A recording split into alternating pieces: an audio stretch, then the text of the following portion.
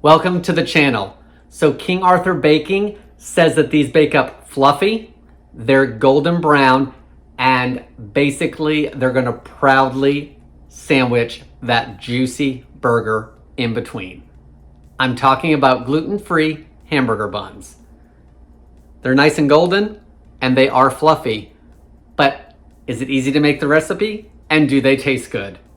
I'm Jamie with SavorySaver. I share gluten-free recipes, tips, tricks, and resources to make your gluten-free lifestyle easier. So please consider hitting subscribe and let's get started. So on this channel, I have used this flour before, but I do want to go over it again because I've not done a video with it in a while, and some of you, unfortunately, are not going to be able to use this flour. This is King Arthur's gluten-free measure for measure bread flour. It's been out for I think about a year or so now, actually, on the market. But I want to go over the ingredients because there is an ingredient in here that some people are iffy on and some people just aren't able to use. So the ingredients are gluten-free wheat starch is the first ingredient. So if you have a wheat allergy, it's a definite not going to be able to make this recipe. And if you're celiac, technically FDA says it's safe, but you need to decide if this is something you can use or not. I've got viewers that say they can use it and I've got other viewers that say they can't. So I just want to let you guys know that this one may not be for you guys. The other ingredients are cornstarch, cellulose and psyllium fiber, sorghum flour, pea protein, xanthan gum, and enzymes. Guys, if this is a recipe that you guys can't use because of the wheat starch, don't worry, because being gluten-free, we're always looking for multiple recipes for things because of allergies and intolerances and, all the autoimmune system and all of that. So chances are if I do one video on something like hamburger buns, I'm gonna find another recipe and do another one at another time. All right, let's get started. All right, so to make this batter slash dough for the hamburger buns, everything pretty much goes into the bowl and it gets mixed. You can do this by hand, but it is going to take longer. So I'm going to use the mixer to make things a little easier on me. I have done most of this recipe by weight, but the measurements for volume are going to be below in the description, as well as the units for weight. The more I bake, the more I enjoy cooking with weight because it usually saves me on dishes because I can actually just weigh everything at once in the bowl. For you guys, of course, I'm going to put in the ingredients, but if I was just baking this, I can add everything to the bowl and then just keep moving forward. So I've got 3.5 cups or 320 grams of the gluten-free bread flour blend. To that, I'm going to add 1/4 cup of granulated sugar, a tablespoon of instant yeast. Let's give that just a little bit of a mix, just because I'm getting ready to add the salt as well. And sometimes salt and yeast doesn't play well together with the rising process. So I'm going to add my salt. I'm going to add 2 tablespoons of room temperature butter. The final 2 ingredients, 1 large egg, and I lightly beat it. And finally, 1 2/3 cups of warm water. So this is lukewarm. You want it between 105 and 110 degrees Fahrenheit. Now I'm going to mix everything together at about medium speed for about a minute or so until it creates a batter. All right, so that's about a minute. It does say it's okay if there are some lumps. So I'm going to push everything back in the bowl because I started my mixer too fast, of course.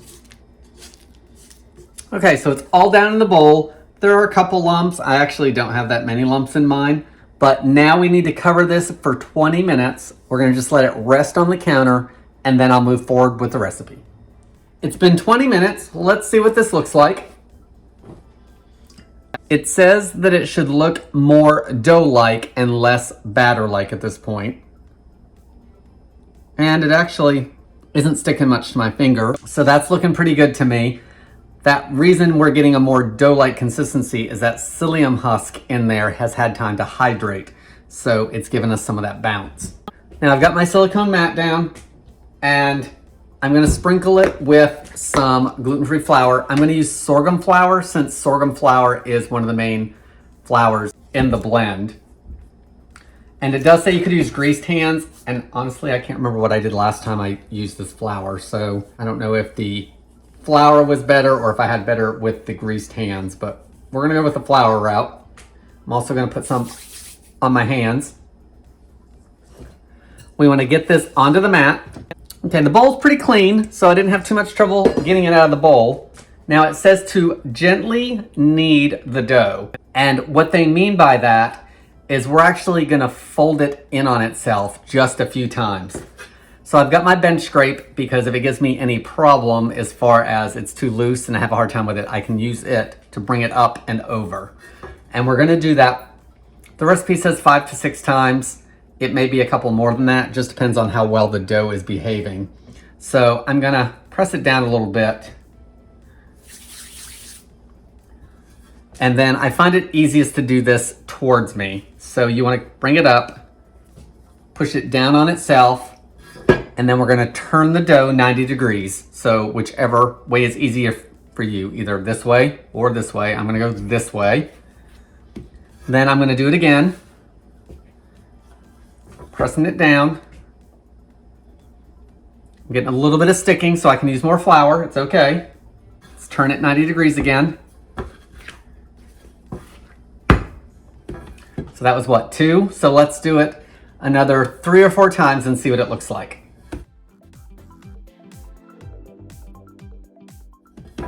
Okay, I did put a little bit of flour on there to help me. That's okay to do. And I just did very little, just enough to help me move it around. Let's do one more. Okay, so I think that was 5 or 6 times. I think we're doing good. I think that's what I did. I don't think I lost count.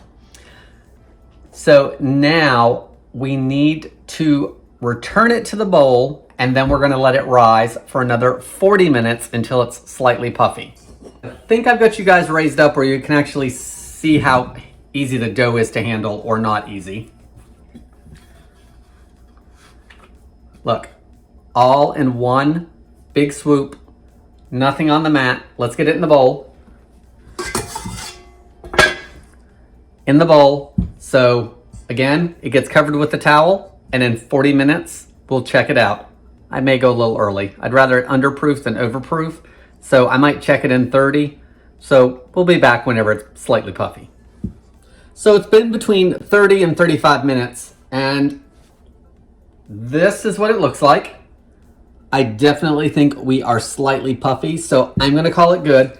I actually did do this in my oven, so I turned my oven on to the lowest setting, let it preheat for just a minute, turned it off, and then I put the dough in there to actually proof. So that's probably why it took a little bit less time, but you know, however you wanna do it, I usually use the oven whenever I can, just because it gives it a nice warm place without any drafts. So I've still got my pastry mat out. I'm gonna put a little more flour down. Flour in my hands again. I'm gonna get this dough back onto the mat. And you wanna slightly deflate it, which I'm hoping it does that as I move it. So that's pretty impressive. It pulled up almost everything with no issues. It is nice and puffy. It's springing back some. We need to knead it again. We're gonna knead it 5 to 6 more times, the same method as last time. Pulling it towards me, turning it 90 degrees. So let's try it first without using my bench scrape. So there's 1, 2,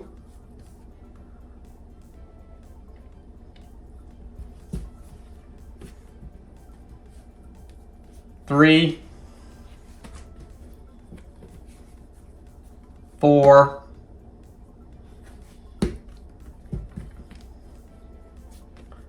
5. I'm not gonna do it the 6th time. It is a little sticky. You can use more flour, and of course there's flour down. Now I need to separate this into 8 equal pieces. So what I am going to do is I'm actually gonna weigh it because it says they should weigh about 115 grams each. I'm gonna do it with the scale because I'll get better, more consistent results. All right, so I've got my scale back here. I'm just gonna use my bench scrape, cut off some pieces. Let's see where I'm at. Let's put a little flour on that, just to be on the safe side.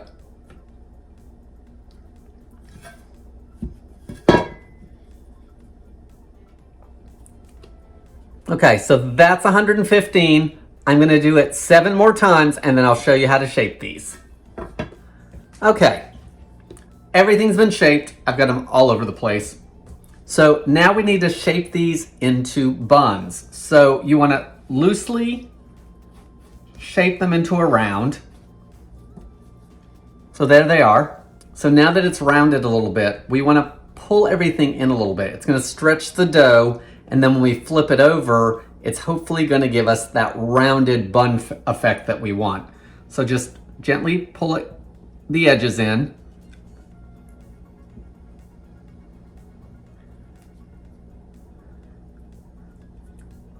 So now everything's kind of gathered into the bottom. You want to turn it over, take your hand, put it over it, and do a circular motion around. What that does is it makes it into that bun shape, and we don't need to worry about that part as much because that's the bottom. Now we need to press it down some because again, it's going to rise. So you want it about 3 inches. And I think this very middle circle for me is about 4 inches.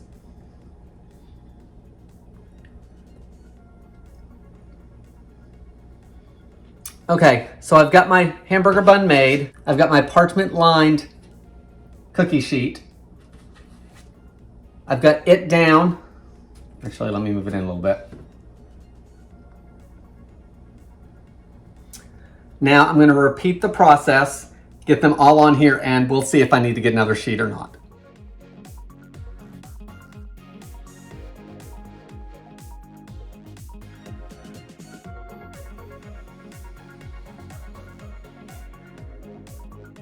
All right, one thing I would do is, like I've got extra pieces of dough because I was weighing it out, trying to get them all the same size. One thing I would do is make sure all those extra pieces are on the bottom. That way there, your smoother side is against the mat. So when you pull everything up, this bakes on the inside. I am getting a little bit of tearing on some of these, and that's okay. I don't see a problem with that because once we turn it over and I shape it, it's pushing all of that dough back in together. All 8 hamburger buns done, ready to go, except we need to rise them one more time.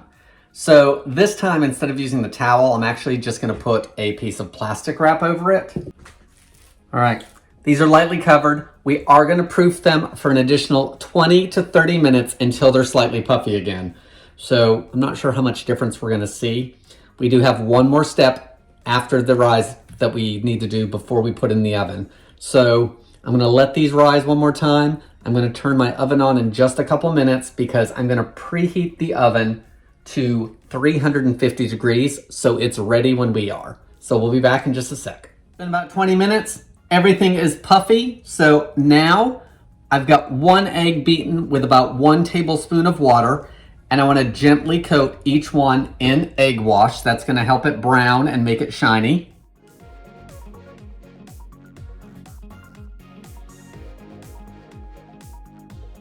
Once everything's coated, you can decide if you want to top it with poppy seeds, sesame seeds, which of course would give you that sesame seed bun. Everything bagel seasoning would be great. So Tara can't have sesame seeds. That's one of her triggers. So I am going to do 1 in sesame and 1 in everything. And I'll do 2 with poppy seed. The rest I'm going to leave plain. So let's do the poppy seed. 1 sesame, 1 everything. Let's call that good. These go into the oven for 30 to 35 minutes. And guys, you want to get out the thermometer for this one. You want to make sure that the center of the bun reaches at least 190 degrees Fahrenheit. That will tell you when it's actually cooked all the way through. So I'm gonna assume that I don't have to go any less than 30. So I'll bake them for 30, then I'll give them a check with this and see where we're at. After they come out of the oven, I am gonna brush them with a little bit of melted butter, and then I'm gonna let them cool for a while before we give them a taste. So it's been 30 minutes and our hamburger buns are nice and golden, but we need to make sure they're baked through. So I'm gonna put the thermometer into one of them and see if we have reached our 190 degrees. That one says 210. That one says 210 as well, so we are good. Since they're cooked, the next thing I'm gonna do is put about a tablespoon of butter that I've melted down and just brush the tops of them. So of course I'm gonna start on the plain ones because I don't want any cross-contamination over to the sesame ones because Tara can't have those. Okay, hers are all brushed. Let's put the last of the butter on the last two. Since the seeds have baked into those buns, there's not a lot falling off, which is nice.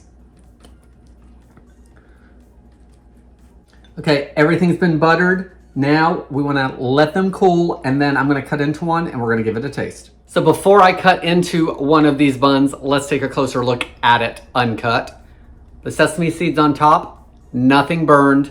These were raw sesame seeds that I just put on there. So I really like that 350, everything stuck, but nothing is burned. There's the poppy seed ones, and there is my everything. Again, nothing has burned. So I really like that. And everything stuck, even adding the butter at the end. So they are fluffy. They are nice and golden, top and bottom. And actually, the bottoms there, they actually have that sunken in look that hamburger buns, traditional hamburger buns, actually have. I will say they feel a little heavy, so I don't know if they're gonna taste dense, but they do feel heavier than a regular hamburger bun. We'll see how that turns out.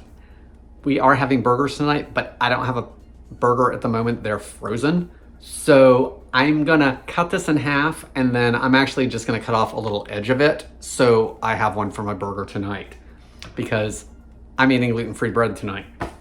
Okay, let's get down to the counter. I'm gonna show you what it looks like as it's cut, and then we're gonna give it a taste. So, serrated knife, and I'm actually not cutting my normal way, but I'm gonna cut so hopefully you guys can see it. And hopefully I don't cut myself. All right, so that serrated knife glided right through it. Nice crumb inside, definitely looks like a burger bun. I'm pretty happy with the way that looks. Everything looks like it's cooked through. Let's taste this. Okay, so I took a little bit of the top and a little bit of the bottom. We'll taste both. It does really look like it's cooked all the way through. Really liking that. It feels like bread. Smells like bread. Always a good sign. Let's start with the bottom. Really good texture. Tastes like bread. Does not taste as light as most hamburger rolls, but it's not a bad thing. Hamburger rolls, regular ones, tend to be really light, which is great. This is gonna actually hold your burger. The other thing is, I don't think it's gonna fall apart. Tara, I've watched her eat burgers before with gluten-free buns, and they literally just crumble. I don't think we're gonna get that from this roll. Let's try the top.